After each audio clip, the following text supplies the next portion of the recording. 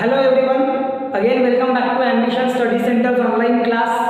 हम पढ़ रहे थे जैसे कि हमारा chapter number 4 carbon and its compound, जिसमें आज हम पढ़ने वाले हैं दोस्तों about the functional group of carbon compound. Generally हम देखेंगे तो हमने कार्बन कंपाउंड्स को कुछ इस तरीके से डिफाइन किया था कि वो रहते हैं हाइड्रोकार्बन्स, मतलब कि जो कार्बन कंपाउंड्स है वो जनरली कार्बन और हाइड्रोजन इनसे ही बने रहते हैं। ऐसा हमने वहां पर क्या बनाया था, उसमें एक डेफिनेशन हमने पढ़ी थी अबाउट द हाइड्रोकार्बन। और अभी तक के जितने भी आप कंपाउंड्स के बारे में स्टडी कर रहे थे like methane, ethane, propane and again all that, ethene, alkyne, है ना, सबके बारे में जब आप स्टडी कर रहे थे तो वहां पर आपको देखने मिल रहा था कि हाइड्रोजन और कार्बन इसके अलावा कोई दूसरा एलिमेंट उसमें कंबाइन नहीं हो रहा था।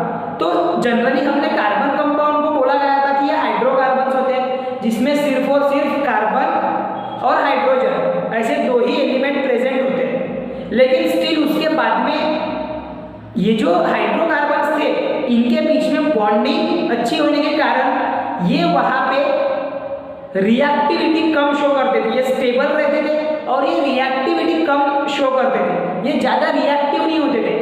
तो ऐसे मौके पे कार्बन की और एक प्रॉपर्टी हमने जब versatile element, versatile nature of carbon जब हमने देखे थे कार्बन के बारे में, तो वहां पर हमने एक टॉपिक ये भी पढ़े थे कि carbon, hydrogen, oxygen, nitrogen, chlorine, इन सब के साथ में भी रिएक्ट होता है और कंपाउंड फॉर्म करता है।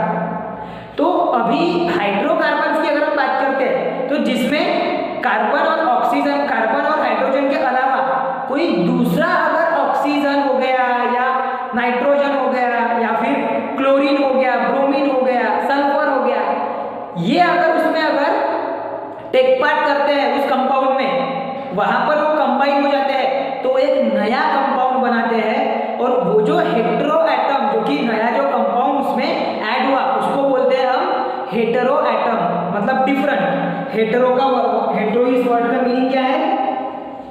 डिफरेंट, अदर और डिफरेंट, ठीक है। तो जो आपके हाइड्रोकार्बन्स है तो इसमें से क्या होता है, इन हाइड्रोकार्बन में से ये जो आपका एक या दो ऐसे आपके हाइड्रोजन को रिप्लेस कर देता है कोई दूसरा कंपाउंड, कोई दूसरा एलिमेंट, और वो खुद वहां पे कंबाइन होके फॉर्म करता है दोस्तों एक अलग कार्बन कंपाउंड। वो एक अलग कार्बन कंपाउंड फॉर्म करता है।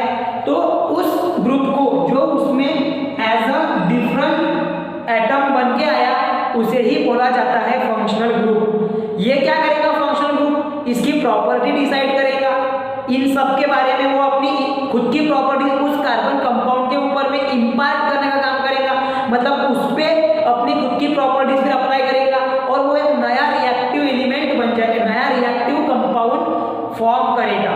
समझ में आ रहा है? उसको बोला जाता है फंक्शनल ग्रुप। वो एज अ उसके दोस्त की तरह, एज अ फ्रेंड उसका काम करता है। समझ में आ रहा है? तो फंक्शनल ग्रुप आज हमें पढ़ना है, लेकिन उसके पहले आपको अल्किल ग्रुप क्या होता है, अल्काइल्स क्या होता है, उसको हमें पढ़ना समझना ज्यादा जरूरी है। तो पहले हम फंक्शनल ग्रुप पढ़ने से पहले पढ़ लेते हैं कि अल्किल ग्रुप, अल्किल ग्रुप क्या होता है, ठीक है। अब ये जो अल्किल, ये जो वर्ड है ये डिराइव हुआ है अल्केन से। अल्किल ये जो वर्ड है दोस्तों ये डिराइव हुआ है अल्केन से। क्या बोलता है अल्किल ग्रुप? कि जैसा आपने कोई अल्केन देखे हैं, ठीक है, लाइक आपने बहुत प्रकार के अल्केन देखे, methane, ethane, propane, butane and etcetera, ठीक है। इन सब तरीके के आपने अल्केन्स देखे। तो इसमें क्या हो रहा था कि जब अल्किल ग्रुप हमें बनाना होता है तो इनमें जो एक हाइड्रोजन होता है वो हो जाता है रिप्लेस। वो क्या होता है? रिप्लेस। एक हाइड्रोजन एटम को क्या कर देता है? रिप्लेस हो देना, रिमूव कर देना उसको। एक हाइड्रोजन एटम को रिमूव कर देना और उसकी वैलेंसी वहां पर अनकम्प्लीट रखना उस मीथेन की बोलो या इथेन की या फिर उस पर्टिकुलर अल्केन की, तो वहां पर जो एक कंपाउंड फॉर्म होगा उसे बोला जाएगा अल्किल ग्रुप। उस ग्रुप को बोला जाएगा अल्किल ग्रुप। मतलब removal of one hydrogen atom from the alkane is called as alkyl group. The group which is form by the removal of one hydrogen atom from alkane is called as alkyl group. वही लिखा है आप ये देखो, the group form by the removal of one hydrogen atom. ऐसा group जो कि तैयार हुआ है एक हाइड्रोजन एटम के रिमूव होने से, उसे किसमें से, लेकिन अल्केन में से। समझ में आ रहा है? एक अल्केन में से अगर एक रिमूव हो गया क्या हाइड्रोजन एटम, तो उस रिमेनिंग ग्रुप को बोला जाएगा अल्किल ग्रुप। जैसे अगर हम बात करते हैं अभी आपके कार्बन की, कार्बन के मीथेन की बात करते हैं जिसमें इन टोटल 4 हाइड्रोजन और 1 कार्बन प्रेजेंट होता है। तो जब हम इस अल्केन में से, ये मीथेन में से अगर एक हाइड्रोजन अगर हमने क्या कर दिए, रिमूव कर दिए, यहाँ से एक हाइड्रोजन हमने रिमूव कर दिए, तो अभी ये कुछ इस प्रकार से बचेगा। ये जो स्ट्रक्चर है इस प्रकार से रहेगा, जिसमें आपको 3 हाइड्रोजन, 1 कार्बन और 1 वैलेंस इलेक्ट्रॉन देखने मिल रहा है। मतलब एक वैलेंस बॉन्ड वहां पे रहेगा। समझ में आया? एक वैलेंस इलेक्ट्रॉन वहां पे देखने मिल रहा है। तो इस ग्रुप को बोला जाता है अल्किल ग्रुप, जहां पे एक हाइड्रोजन कम है। इस ग्रुप को बोला जाता है अल्किल ग्रुप। कौन सा ग्रुप बोला जाएगा इसको? Alkyl group. Okay, alkyl group बोलने के साथ साथ अब यहाँ पर देखो, ये जो डिराइव हुआ है इसमें नंबर ऑफ कार्बन कितने हैं? अब इसको तो हमने बोल दिया अल्किल ग्रुप है, लेकिन नंबर ऑफ कार्बन के बेसिस पे उसके अलग अलग नेमिंग भी करते हैं हम। तो ये जो नाम है इसको जनरली बोला जाता है मिथाइल ग्रुप। अब मिथाइल ग्रुप क्यों? क्योंकि नंबर ऑफ कार्बन है 1 और वहां पर 1 हाइड्रोजन मिसिंग है, लेकिन वो किससे फॉर्म हुआ है? मीथेन से। इसलिए इसको बोला जाता है मिथाइल ग्रुप। क्या बोला जाएगा इसको? Methyl group. उसके बाद में अगर 2 कार्बन है जिसमें से 5 ही हाइड्रोजन है, मतलब एक हाइड्रोजन हमने अगर रिमूव कर दिए, मतलब रिमूवल ऑफ 1 हाइड्रोजन एटम है ना उस मॉलिक्यूल में से। अब यह है इथेन का मॉलिक्यूल, अब यह है इथेन का मॉलिक्यूल जिसमें से 1 हाइड्रोजन हमने रिमूव कर दिए, तो यह बन जाएगा फिर इथाइल ग्रुप। इसे क्या बोलेंगे? Ethyl group. समझ में आ रहा है? ऐसे अगर 3 कार्बन है, ये देखो यहाँ पर अगर 3 कार्बन है जिसमें टोटल नंबर ऑफ हाइड्रोजन अगर अल्केन में 8 है, टोटल नंबर ऑफ हाइड्रोजन अगर 8 है, तो उसमें से भी अगर 1 हाइड्रोजन अगर आपने रिमूव कर दिया तो एक वैलेंसी उसकी डिससैटिस्फाइड है, वो अनसैटिस्फाइड है, तो इसे बोला जाएगा फिर प्रोपेन का बन जाता है प्रोपिल ग्रुप। मतलब कि ये एक्चुअली में क्या है? अल्किल ही है। ये एक्चुअली में कौन सा ग्रुप है? Alkyl group. लेकिन अल्किल ग्रुप में भी 3 कार्बन है, अगर हम प्रोपिल, सिंगल कार्बन है तो मिथाइल, डबल कार्बन है तो इथाइल, 4 कार्बन है तो फिर क्या बन जाएगा? ब्यूटाइल। क्या बन जाएगा? Butyl group. कुछ इस तरीके से समझ में आ रहा है? समझ में आ रहा है अभी? चलो, ये है आपका अल्किल ग्रुप, जो कि आपको फंक्शनल ग्रुप में काम में आएगा। जब आप फंक्शनल ग्रुप पढ़ते हो तो उसमें आप अल्किल ग्रुप का यूज करते हो, इसलिए मैंने आपको बताया।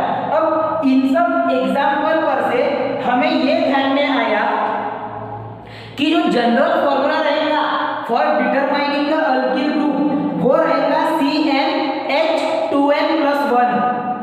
अगर आपको जनरल फॉर्मूला यूज करना है फॉर अल्किल ग्रुप तो वो रहेगा CnH2n+1। इस फॉर्मूले के अकॉर्डिंग आप वहां पे अल्किल ग्रुप फाइंड आउट कर सकते हैं। अब आपको एग्जांपल ऐसा भी पूछ सकते हैं कि using this general formula name the structure.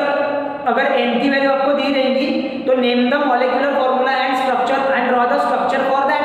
मतलब आपको अगर दिया है कि n की वैल्यू है 4 और आपको निकालना है इस फॉर्मूले में पुट करके उसका नाम, तो आपको करना पड़ेगा क्या? आपको देखो इस फॉर्मूले में पुट करना पड़ेगा, put n = 4 in above general formula. Above general formula.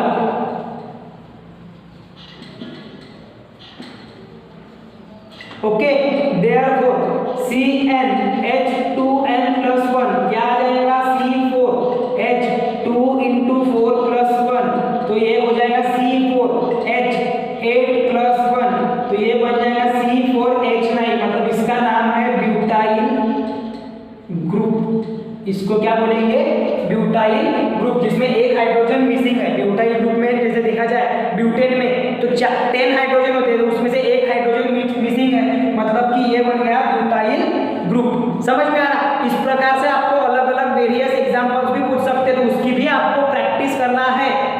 n की वैल्यू 5 लो, n की वैल्यू 6 लो, n की वैल्यू 7 लो और प्रैक्टिस करो उसकी। समझ में आ रहा? और ये जो अल्किल ग्रुप है स्टूडेंट्स, इनको हम यूजुअली खासतौर पे डिनोट करते हैं by the capital letter R।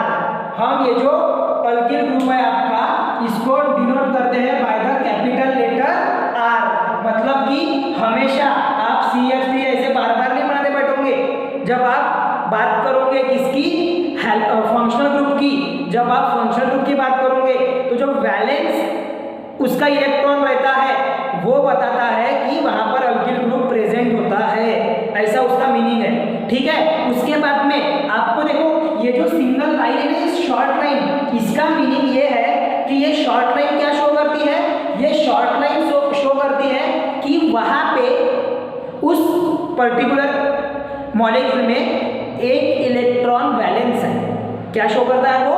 कि उस पर्टिकुलर इसमें एक इलेक्ट्रॉन वैलेंस है। और जब आप फंक्शनल ग्रुप पढ़ोगे ना, तो वहां पे भी आपको देखने मिलेगा कि ऐसी ही एक शॉर्ट लाइन होती है। लाइक अगर मैं बात करूंगा अभी हैलोजेनिस फंक्शनल ग्रुप की, जिसमें हम डिनोट करते हैं X से, जहां पर क्लोरीन, ब्रोमीन वगैरह सब कुछ रह सकता है, तो यहाँ पर भी वही है कि उसको डिनोट करते हैं हम उस सिंगल बॉन्ड को, उतने नंबर ऑफ इलेक्ट्रॉन वहां पे वैलेंस है, ऐसा उसका मीनिंग होता है। समझ में आ रहा है? वो अभी भी वैलेंस है, यहाँ पर ये वैलेंस है। समझ में आ रहा? तो ये बन गया दोस्तों आपका अल्किल ग्रुप। कौन सा ग्रुप बन गया? ये आपका अल्किल ग्रुप। ठीक है, क्लियर हो रहा है अभी ये? चलो इतने पार्ट का स्क्रीनशॉट लो, इतने पार्ट का स्क्रीनशॉट लो। उसके बाद में अभी देखते हैं, रुक जाओ, पहले देख लेते हैं कि फंक्शनल ग्रुप क्या होते हैं। ठीक है, देखो अभी ये जो फंक्शनल ग्रुप है, ये तो मैंने आपको बता ही दिया स्टूडेंट कि क्यों हमको जरूरत है। हमने पढ़े कि कार्बन की प्रॉपर्टीज ऐसी होती है कि कार्बन ऑक्सीजन के साथ में, हाइड्रोजन के साथ में, उसके बाद में सल्फर हो गया, chlorine, bromine, then after that nitrogen, इन सबके साथ में रिएक्ट होकर नए नए कंपाउंड बनाता है। अब यहाँ पर क्या होता है कि जब ये कंपाउंड बनाता है तो जनरली जो कार्बन कंपाउंड होते हैं वो होते हैं हाइड्रोकार्बन के फॉर्म में। जब ये फंक्शनल ग्रुप जो कि एक हेटेरो एटम, वो मैंने बता दिया आपको, हेटेरो एटम मीन्स दूसरे डिफरेंट एलिमेंट जो कि कार्बन चेन में अटैच हो जाते हैं और कंबाइन होके एक नया कंपाउंड फॉर्म करते हैं, उन्हें बोला जाता है फंक्शनल ग्रुप, उन्हें बोला जाता है हेटेरो एटम्स। ठीक है, सो वो जो हेटेरो एटम्स है वो वहां पर कार्बन चेन में से हाइड्रोजन को एक या एक से ज्यादा हाइड्रोजन को, या एक से ज्यादा भी, हाँ 2, 3, 4 हाइड्रोजन को रिप्लेस करके वहां पे वो अलग अलग कंपाउंड फॉर्म करेंगे, उनको बोला जाता है फंक्शनल ग्रुप। जो कंपाउंड वहां पर अटैच हो रहे हैं उनको क्या बोला जाता है? Functional group. अब फंक्शनल ग्रुप की खासियत क्या होती है? देखो, they are the group which have the specific properties. सभी फंक्शनल ग्रुप की अलग अलग स्पेसिफिक प्रॉपर्टीज होती है। हैलोजेंस की प्रॉपर्टीज अलग, लाइक क्लोरीन, ब्रोमीन, आयोडीन। उसके बाद में अगर अल्कोहल है, OH ग्रुप, अल्कोहल मतलब आएगा भी आगे में आपको, OH ग्रुप, तो इस OH ग्रुप जो ये फंक्शनल ग्रुप है ये बनता है ऑक्सीजन और हाइड्रोजन के साथ में मिलके, तो इसकी प्रॉपर्टीज अलग होती है। उसके बाद में अगर हम बात करेंगे अल्डिहाइडिक ग्रुप की, तो उसकी प्रॉपर्टी अलग होती है, जिसको हम डिनोट करते हैं बॉन्ड CH4 से। हम बात करेंगे कीटोन की, हम बात करेंगे आपके कीटोनिक ग्रुप की, तो कीटोनिक ग्रुप में आपको देखने को मिलता है कि C double bond O single bond O, या फिर ऐसा भी लिख सकते हैं आप, ये है आपका कीटोनिक ग्रुप, इसकी प्रॉपर्टीज अलग होती है। तो अलग अलग फंक्शनल ग्रुप अलग अलग प्रॉपर्टीज साथ के रहते हैं, और ये जब कार्बन के चेन में, मतलब जो हाइड्रोकार्बन के चेन में हाइड्रोजन को रिप्लेस करके बनते हैं कार्बन कंपाउंड, तो उसको बोला जाता है हेटेरो एटम्स। इनको क्या बोला जाता है एक्चुअली में हेटेरो एटम्स, मतलब ये फंक्शनल ग्रुप ही है। हेटेरो एटम्स को क्या बोला जाता है यहाँ पर फंक्शनल ग्रुप। तो उनकी प्रॉपर्टी अलग अलग होती है, स्पेसिफिक प्रॉपर्टी है सबकी, और वो उस कार्बन कंपाउंड पे अपनी प्रॉपर्टीज इम्पार्ट करते हैं। इम्पार्ट करने का मीनिंग उसमें अपनी प्रॉपर्टीज को बना देना और खुद रिएक्टिव बना देना उस कार्बन कंपाउंड को, ठीक है। They impart this property to entire carbon compound, वो अपनी पूरी की पूरी प्रॉपर्टी उसके पूरे के पूरे कार्बन कंपाउंड में इम्पार्ट कर देते हैं, उस पर थोप देते हैं, जिससे कि वो जुड़े हुए होते हैं। अभी दोस्तों हम एक एक करके सभी कार्बन कंपाउंड को पढ़ने की कोशिश करते हैं। अभी हम क्या करते हैं, एक एक करके सभी कार्बन कंपाउंड्स को पढ़ने की कोशिश करते हैं। सॉरी, कार्बन कंपाउंड नहीं, सभी फंक्शनल ग्रुप को पढ़ने की कोशिश करते हैं। आपको कुछ अमाउंट में, आपको 10th स्टैंडर्ड के बेसिस पे आपको कुछ ही फंक्शनल ग्रुप पढ़ना है, उसको हम आज पढ़ेंगे, उनके स्ट्रक्चर जानने की कोशिश करेंगे और उनसे बनने वाले कुछ एग्जाम्पल्स भी पढ़ेंगे, ठीक है। चलो तो अभी पढ़ते हैं, इनका पहले स्क्रीनशॉट ले लो, फिर पढ़ते हैं आपके फंक्शनल ग्रुप की ओर।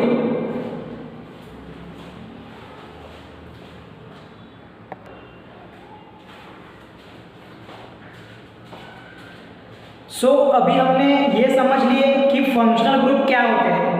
अब हमें देखना है कि various kinds of functional group कैसे हैं।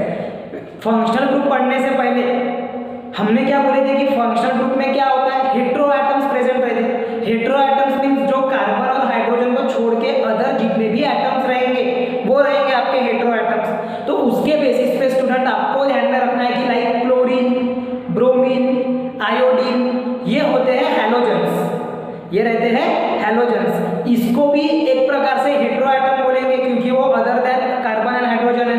साथ ही साथ में आपका होता है ऑक्सीजन, तो ऑक्सीजन के भी अलग अलग फंक्शनल ग्रुप है। ऑक्सीजन के भी अलग अलग फंक्शनल ग्रुप है, like alcohol, aldehyde, ketone, carboxylic acid, ether, Easter. आपको आपके टेक्स्ट बुक में कार्बोक्सिलिक एसिड तक के ही पढ़ना है। आपको आपके 10th के सिलेबस में कार्बोक्सिलिक एसिड क्या होता है यही तक के पढ़ना है, लेकिन मैं आपको ईथर और ईस्टर, क्या बोल रहा हूँ मैं, ईथर और ईस्टर दोनों का भी फॉर्मूला मैं आपको लिख कर दे रहा हूँ ताकि आपको ध्यान में रहे, आपको आगे में काम में आएगा।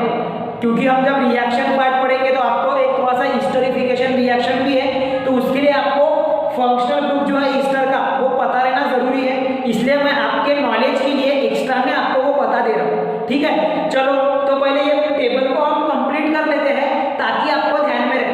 एक चीज क्लियर रखना अपने माइंड में, अगर फंक्शनल ग्रुप का अगर फॉर्मूला आपको याद है, स्ट्रक्चरल फॉर्मूला अगर आपको याद है, तो ही आप होप करना कि अपने को आगे के पार्ट समझेंगे। अगर फंक्शनल ग्रुप का स्ट्रक्चरल फॉर्मूला आपको याद नहीं तो फिर आपने छोड़ देना है, समझ लेना, उनके लिए ये पार्ट नहीं है, ठीक है। देखो अभी पहला जो है जिसमें हेटेरो एटम्स होते हैं, अगर क्लोरीन, ब्रोमीन या फिर आयोडीन, तो वो जो फंक्शनल ग्रुप है उनको बोला जाएगा हैलो अल्केन्स। समझ में आ रहा, हैलोजेंस शो कर रहा है हैलो को, और अल्केन क्यों, क्योंकि वो सिंगल बॉन्ड से जुड़े हुए होते हैं इसलिए वो अल्केन्स, ठीक है ना। देखो अब इसमें हैलो अल्केन्स में आपके वेरियस रह सकते, लाइक क्लोरीन रह सकता, ब्रोमीन रह सकता, आयोडीन रह सकता, ठीक है। फॉर्मूला क्या रहेगा इसका, RCl, RBr या फिर RI। अब ये R क्या डिनोट कर रहा है यहाँ पे, तो R डिनोट करता है अल्किल ग्रुप को। किसको डिनोट करता है, अल्किल ग्रुप को। अब वो कैसे वहां पे कंपाउंड फॉर्म करेगा वो मैं आपको बताऊंगा। क्यों अल्किल ग्रुप को, क्योंकि अल्किल ग्रुप में एक वैलेंसी खाली रहती है, बराबर है, 4 में से एक इलेक्ट्रॉन वहां पर वैलेंस रहता है, तो वो जो इलेक्ट्रॉन की वैलेंसी है वो सेटिस्फाई करते हैं ये हैलोजेंस। समझ में आ रहा है, उस वैलेंसी को सेटिस्फाई करने का काम करते हैं हैलोजेंस। लाइक आपने CH3 में लेंगे ना, जो कि अल्किल ग्रुप है, एक कंप्लीट नहीं था तो वो ये हाइड्रोजन कवर कर लेता है। बताऊंगा मैं आगे भी इसको कैसे फॉर्म होता है, वो ऐसे ही कुछ फॉर्म होगा, वो समझ में आ रहा। तो इस तरीके से उनमें क्या बनते हैं, अलग अलग कार्बन कंपाउंड्स, समझ में आ रहा है। उसके बाद में ऑक्सीजन जो अगर हेटेरो एटम है, अगर ऑक्सीजन अगर हेटेरो एटम है तो उसके फंक्शनल ग्रुप है कुल मिलाकर 6। ऑक्सीजन इस हेटेरो एटम के लिए फंक्शनल ग्रुप है कुल मिलाकर 6। कितने फंक्शनल ग्रुप है, टोटल 6 फंक्शनल ग्रुप है, जिसमें से पहला है आपका अल्कोहल।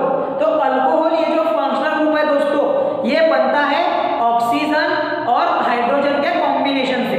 अल्कोहल का जो फंक्शनल ग्रुप है वो रहता ऑक्सीजन और हाइड्रोजन के कॉम्बिनेशन से, लाइक बॉन्ड OH।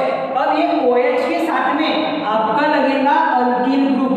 क्या लगेगा उसमें, अल्किल ग्रुप। इसीलिए मैंने आपको बार बार अल्किल ग्रुप पर जोर देने को बोला था। और आज के क्लास में सबसे पहले स्टार्टिंग हमने अल्किल ग्रुप के ही साथ में की है, ठीक है।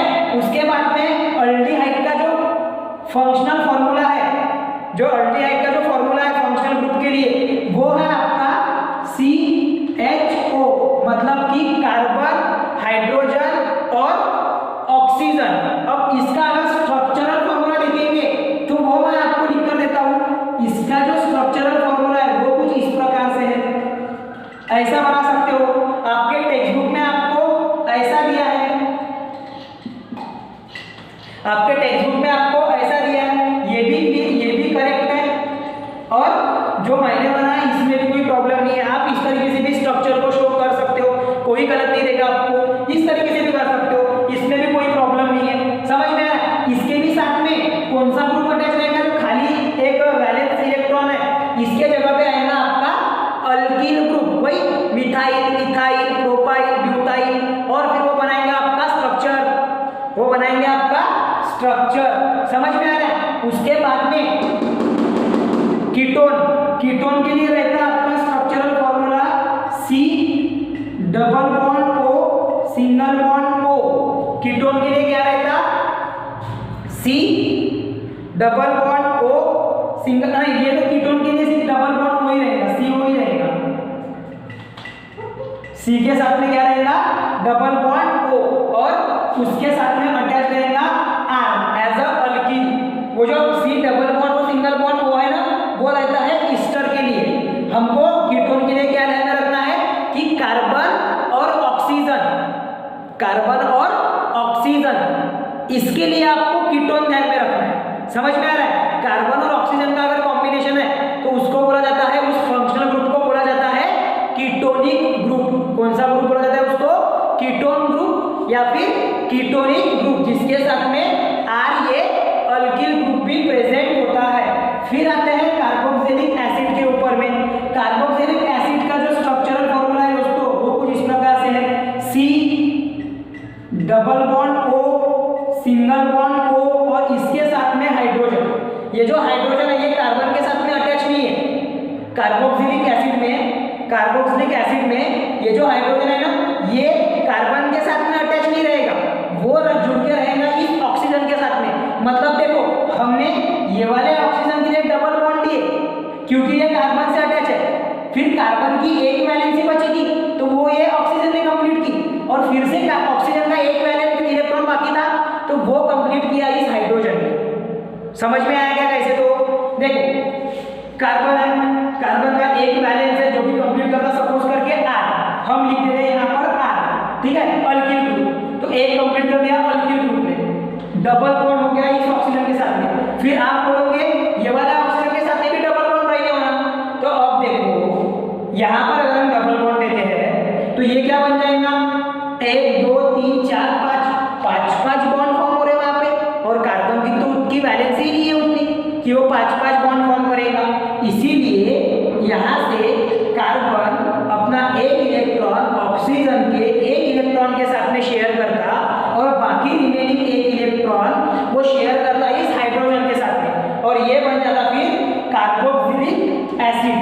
ये क्या बन जाता, कार्बोक्सिलिक एसिड। ये जो R है ये है फॉर द अल्किल ग्रुप। उसके बाद में ईथर की अगर बात करेंगे तो ईथर सिर्फ और सिर्फ ऑक्सीजन से ही बना हुआ रहता, मतलब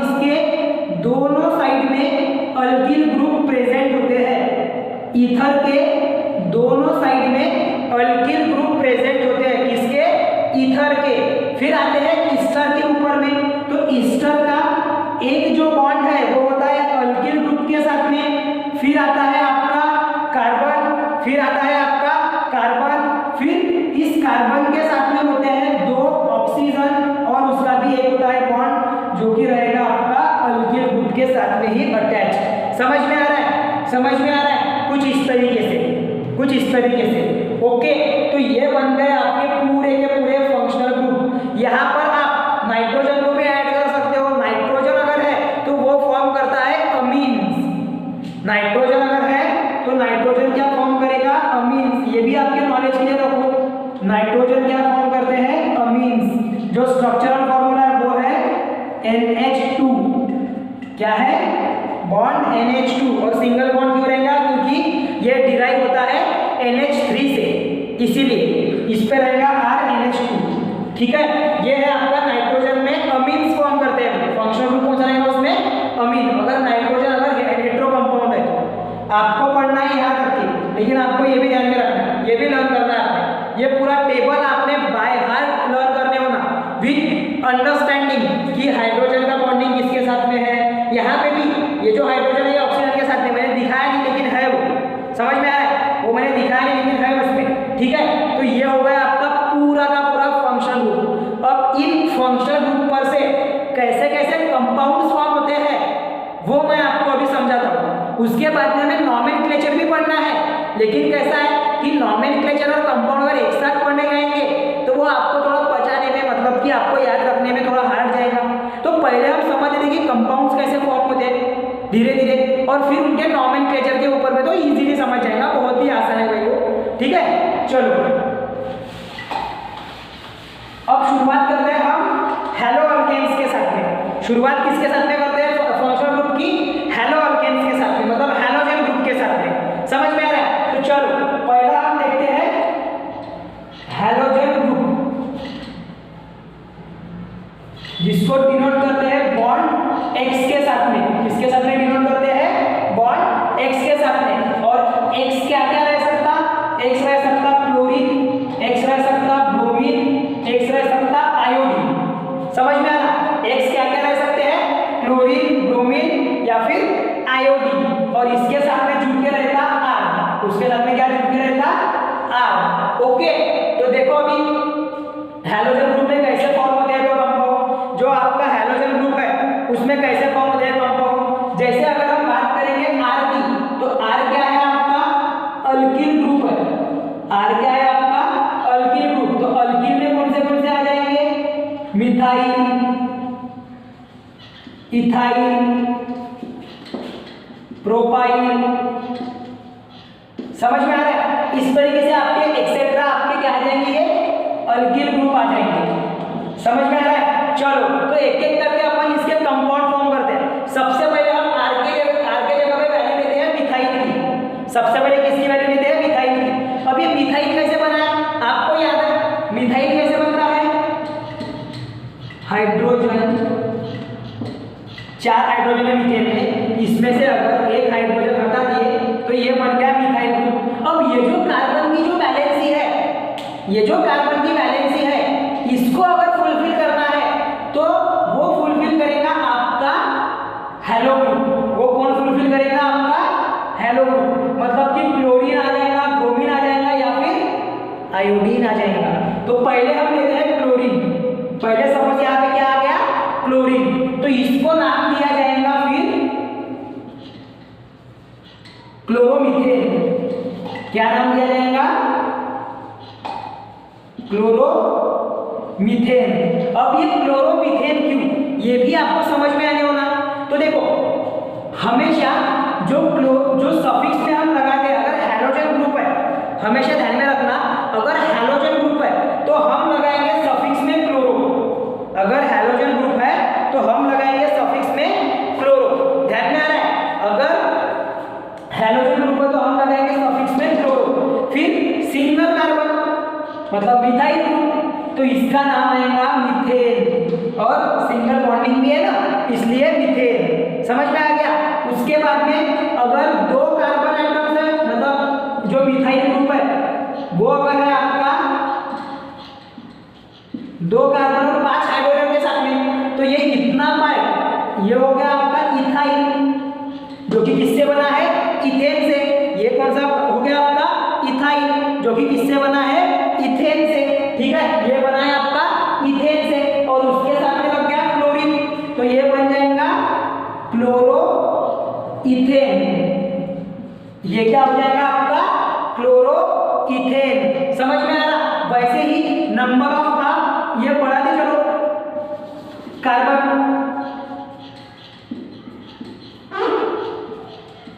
बढ़ा दे चलेगा अपन ने।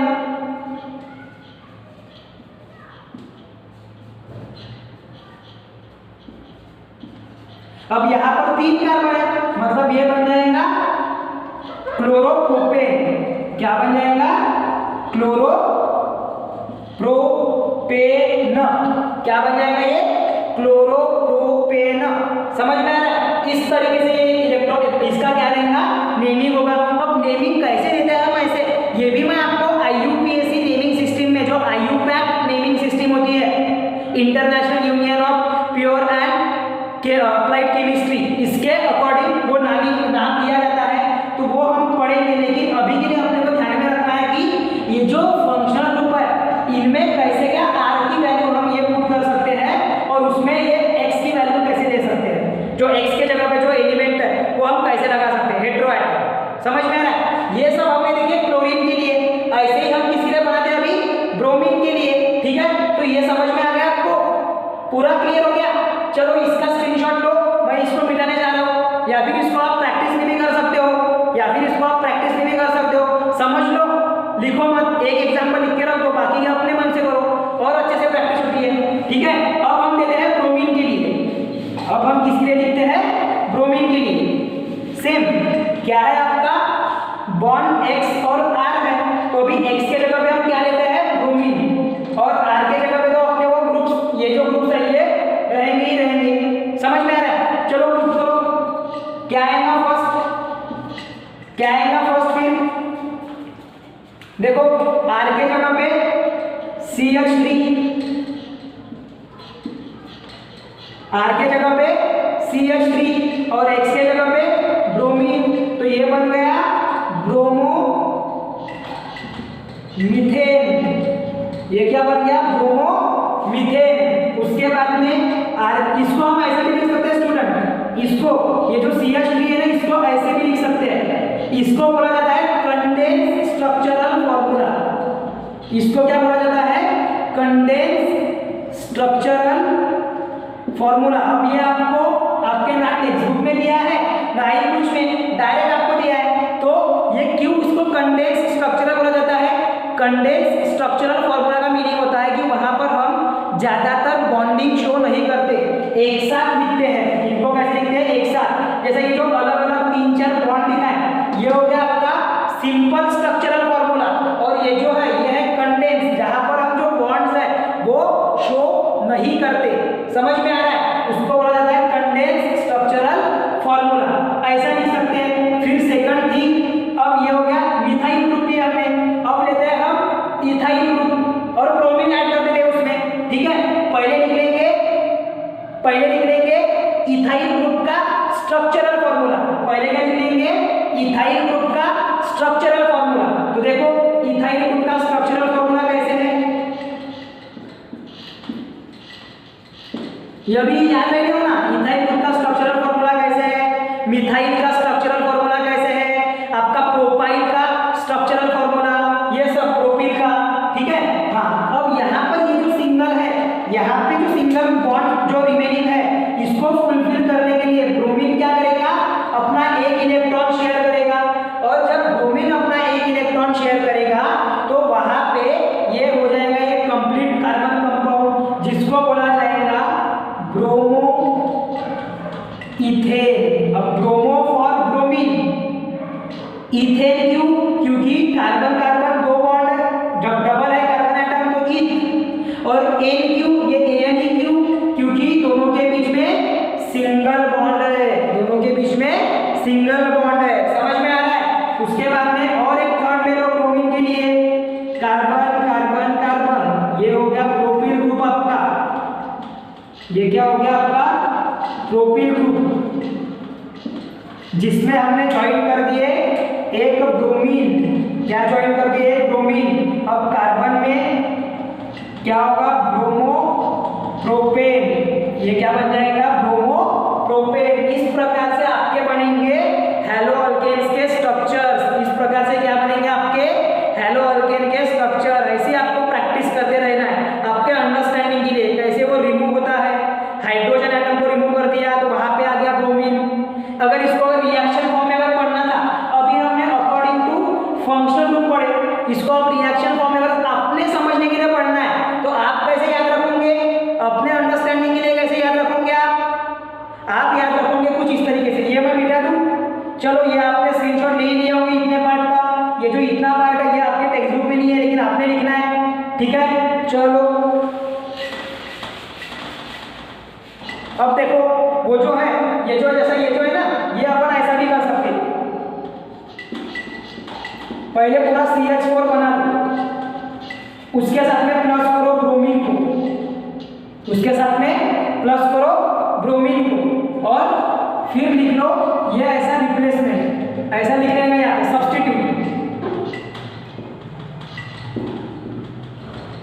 सब्स्टिट्यूशन, ठीक है। तो ये बन जाता फिर ये ऐसे, ये ऐसा बन जाता है। ऐसा आप सब्स्टिट्यूशन दिखा सकते हो उसमें। समझ में आ रहा? रफ में अपने अंडरस्टैंडिंग के लिए, समझ में आ रहा है क्या? अपने अंडरस्टैंडिंग के लिए रफ में ऐसा बनाने का। ऐसा मैंने क्लोरीन के लिए नहीं करके दिया, आप क्या करोगे? क्लोरीन के लिए भी कर दोगे। बड़ा ही आसान है और बड़ा ही सिंपल है, कोई चिंता वाली बात नहीं है। समझ में आ रहा? समझ में आ रहा है? ठीक है। कोई डाउट है किसी को?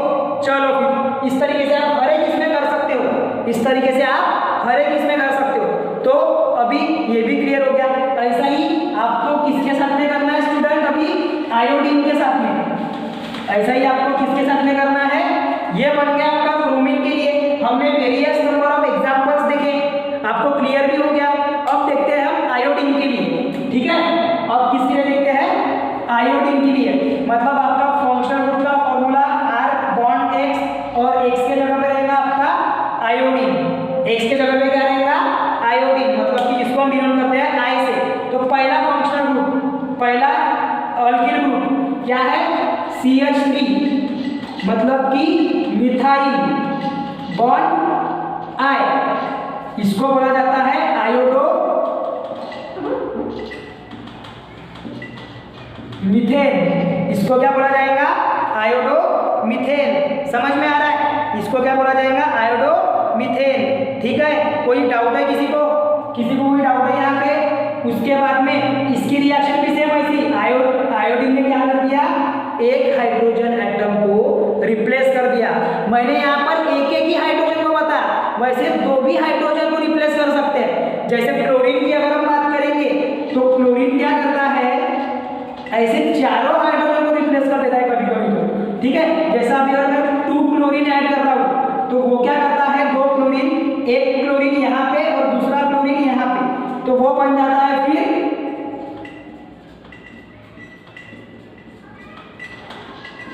ऐसे। फिर इसको नाम देना पड़ता डाइक्लोरो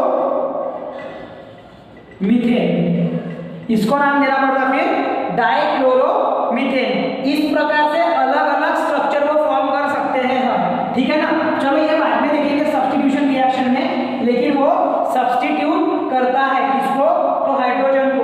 सेकंड थिंग, अब ये मिथाइल ग्रुप ले लिए, अब लेते हैं इथाइल ग्रुप। अब कौन सा ग्रुप लेते हैं? Ethyl group. 2 कार्बन और 5 हाइड्रोजन, इथाइल ग्रुप। 2 कार्बन और 5 हाइड्रोजन, ये बन गया इथाइल ग्रुप। इथाइल ग्रुप में क्या हो रहा है? एक वैलेंसी बाकी है, तो वो कर देता है कौन? आयोडीन। तो इसको नाम दिया जाता है फिर आयोडो इथेन। क्या नाम दिया जाता है इसको? Iodo ethane. किसी को कोई डाउट है? पक्का? पक्का किसी को कोई डाउट नहीं है? ऐसा ही प्रोपेन के लिए भी बना सकते हो आप।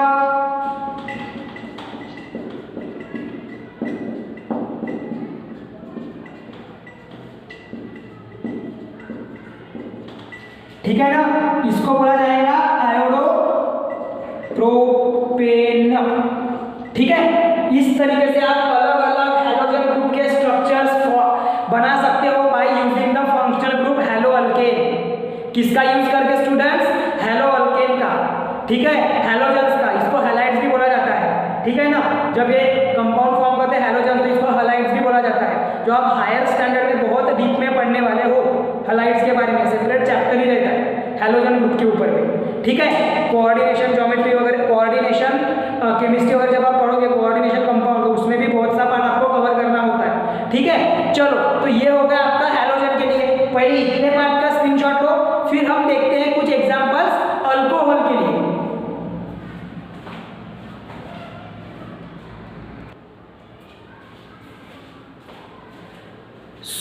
अभी हमने जो हैलोजन्स के लिए देखे उसमें एक चीज ध्यान में रखना स्टूडेंट कि एक नहीं तो एक से ज्यादा भी हाइड्रोजन एटम्स जो है वो रिप्लेस मतलब कि सब्स्टिट्यूट हो सकते। और जो आपने अभी जो पढ़े ना, लाइक क्लोरीन, ब्रोमीन, आयोडीन, ये सबके सब एक प्रकार से क्या है? सब्स्टिट्यूएंट है, जो कि क्या करेंगे? सब्स्टिट्यूट करेंगे। क्या करेंगे? ये सब्स्टिट्यूट करेंगे। उसके बाद में आपके कार्बन कंपाउंड में ये जो है CH3, C2H5, C3H7, C4H9, ये सभी के सभी कौन से ग्रुप है? अल्किल ग्रुप है। ये सभी के सभी कौन से ग्रुप है? अल्किल ग्रुप है। समझ में आ रहा है? आपको एक चीज ध्यान में रखना, ये जो क्लोरीन है ये कार्बन के जो मीथेन है ना, मीथेन गैस, उसमें जो कार्बन मीथेन का जो स्ट्रक्चर है उसके चारों के चार जो हाइड्रोजन है उसको सब्स्टिट्यूट कर सकता है और अलग अलग कंपाउंड फॉर्म कर सकता है। जैसे अगर हम बात करेंगे, चलो एक एक करके उसको भी समझ ही लेते हैं। अभी वो टॉपिक निकला है तो बाद में फिर आपको इजीली समझ जाएगा, ठीक है। हाँ, तो देखो, जो अगर पहला तो हमने पढ़ ही लिए थे, लाइक यहां पर ऐसे था, वो इसको लिखा जाता है ऐसा, इसको हम ऐसा भी लिख सकते हैं, CH3 बॉन्ड Cl। इसी को हम ऐसा भी लिख सकते हैं, CH3, ये रिएक्शन नहीं है कोई, इसी को हम ऐसा भी लिख सकते हैं, CH3 बॉन्ड Cl। समझ में आ रहा है? और इसको नाम देंगे हम क्लोरो मीथेन। अब यहाँ पर सिंगल क्लोरीन है तो क्लोरोमीथेन। ऐसा ही और सेकंड स्ट्रक्चर पता है कैसे बनाता है? कार्बन कार्बन कार्बन, जिसके साथ में 4 हाइड्रोजन है, और ये क्या करता? मीथेन के साथ में 2 क्लोरीन के एटम, मतलब कि Cl बॉन्ड Cl, 2 क्लोरीन के एटम Cl2 के, ठीक है। 2 क्लोरीन के एटम क्या होते? रिएक्ट होते। तो ऐसे समय पे क्या करते? ये जो पहला क्लोरीन है ये एक हाइड्रोजन को सब्स्टिट्यूट करता, दूसरा क्लोरीन दूसरे हाइड्रोजन को सब्स्टिट्यूट करता। क्या बोला मैंने? पहला क्लोरीन पहले हाइड्रोजन को सब्स्टिट्यूट करता है और दूसरा क्लोरीन दूसरे हाइड्रोजन को सब्स्टिट्यूट करता है, ठीक है। तो यहाँ पर ये फॉर्म करता है फिर एक नया कार्बन कंपाउंड, जहाँ पे 2 क्लोरीन ऐड हो जाते हैं, जहाँ पे टोटली 2 क्लोरीन ऐड हो जाते हैं, और इसको नाम दिया जाता फिर डाइक्लोरो, डाई फॉर टू,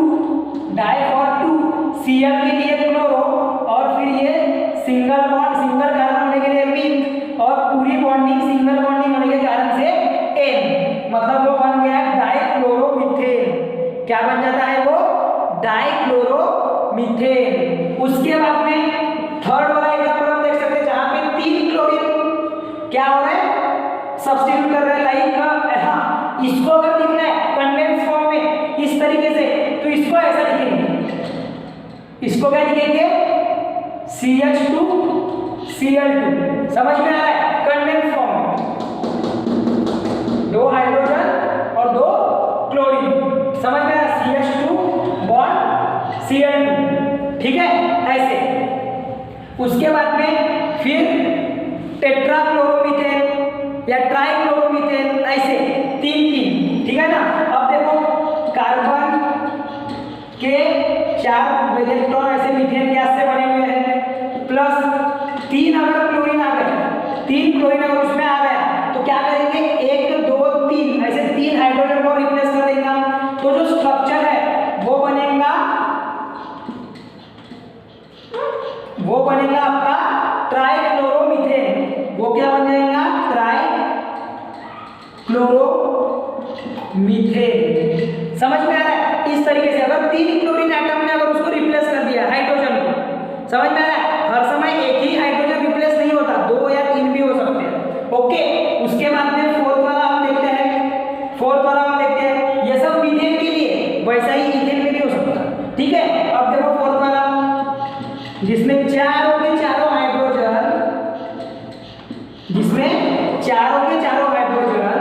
क्या हो जाते हैं, रिप्लेस बाय क्लोरीन एटम। समझ में आ रहा है कैसे? तो देखो,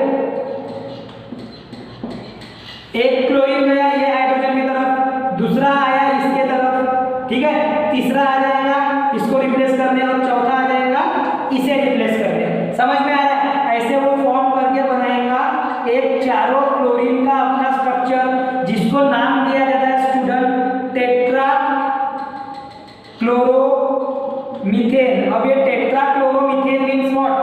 टेट्रा का मीनिंग होता है 4, क्लोरो का मीनिंग होता है क्लोरीन एटम, मीथ का मीनिंग होता है 1 कार्बन। समझ में आ रहा है? और एन क्यू ये शो करता है अल्केन को, बिकॉज ऑफ कि वहां पर होता है सिंगल बॉन्ड। क्या होता है? सिंगल बॉन्ड, इसलिए वो होता है अल्केन, इसलिए वो क्या होता है, अल्केन। अब ये कैसा हमारा पार्ट यहाँ पर नहीं था, रिएक्शन में था, लेकिन मैंने चलो ठीक है बोला, कंटिन्यूएशन में आपका क्लियर हो जाएगा वो अभी के अभी डाउट, इसलिए आपको बता दिया। ठीक है ना? चलो, तो इस प्रकार से जो हमारा आज जो ये जो क्लोरीन मतलब कि जो हैलोजन ग्रुप है फंक्शनल ग्रुप में, वो हमारा एक तरीके से पूरा कंप्लीट हो गया, अब इसका हमें पढ़ना बाकी है IUPAC नेम। क्या पढ़ना बाकी है? IUPAC नेम और होमोलॉगस सीरीज में, तो वो तो हम पढ़ सकते हैं, लेकिन पहले हमें क्या ध्यान में रखना है, और ये स्ट्रक्चर कैसे फॉर्म होते हैं। हम देखो अभी बाकी है हमारा फंक्शनल ग्रुप में पढ़ना अल्कोहल, अल्डिहाइड, कीटोन, जो कि नेक्स्ट क्लास में हमारा कंप्लीट हो जाएगा। उसके बाद में हमें देखना पड़ेगा होमोलॉगस सीरीज। पहले अगर ये स्ट्रक्चर समझ गए ना, तो होमोलॉगस सीरीज सबसे आसान और सबसे इजी, होमोलॉगस सीरीज जो है वो सबसे आसान और सबसे इजी है आपके लिए, अगर ये समझ में आ गया तो। ठीक है, और IUPAC नेम तो सबसे बेस्ट, मतलब कि बहुत ही इजी तरीके से। ठीक है, चलो, तो अभी आपको ये सारा आज का जो पढ़ाया हुआ पार्ट है स्टूडेंट, ये क्लियर हो गया होगा। सारा कुछ आपने फोकस के साथ में ध्यान देके बिना देख के करने की कोशिश करो। एक बार समझ लो उसकी मेथोडोलॉजी, एक बार मेथोडोलॉजी समझ गई कि उसके बाद में उसको बिना देख के करने की कोशिश करो। जो अच्छे स्टूडेंट है वो तो करेंगे ही करेंगे, ताकि अपना पूरा एक हाथ बढ़ जाए उसके ऊपर में, सारी चीजें अपने वो बिना देख के लिखते जमे। ध्यान में रखो माइंड में कि मिथाइल ग्रुप में कितने कार्बन होते हैं, इथाइल ग्रुप में कितने कार्बन होते हैं। उसके बाद में उसका जनरल फॉर्मूला याद रखो, CnH2n+1। साइक्लोअल्केन के लिए अलग था, साइक्लोअल्कीन के लिए अलग था, वो भी जनरल फॉर्मूला याद रखना है स्टूडेंट, क्योंकि स्ट्रक्चर बनाने आ सकता है उसके ऊपर में। तो सभी बच्चे इस बात का ख्याल रखेंगे कि हमको ये सारी चीजें अपने माइंड में रहने हो, बाकी कुछ नहीं। ठीक है, चलो, तो अभी मिलते हैं अगले क्लास में नए फंक्शनल ग्रुप के साथ में, देखेंगे उसमें उनका स्ट्रक्चर। तो तब के लिए धन्यवाद।